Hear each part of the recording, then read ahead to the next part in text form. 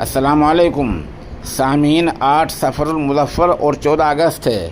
ख़बर का उन्वान है बांग्लादेश नामा।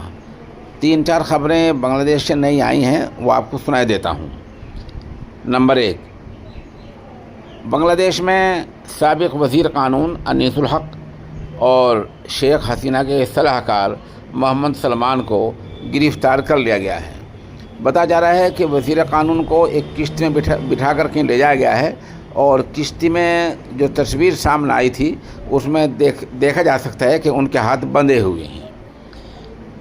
वाज़ेह हो कि इससे पहले बांग्लादेश के वज़ीर ख़ारजा हसन महमूद और एक और वज़ीर जुनैद अहमद को एयरपोर्ट से पकड़ा गया था। ये दोनों भागने की कोशिश कर रहे थे। उधर बांग्लादेश की शेख हसीना सरकार के दौर में आईने घर, अजाब घर और खुफिया हरासती मराकिज़ का मामला फिर सुर्खियों में आ गया है। तलबा तहरीक ने ये मांग की है उन लोग गिरफ़्तार किया जाए जो लोगों को हिरासत में रखकर अज़ियत पहुंचाते थे, तकलीफ़ देते थे। बताया जाता है कि उनमें 8 फ़ौजी अफसरान शामिल हैं जिनकी गिरफ़्तारी के लिए दबाव बढ़ाया जा रहा है।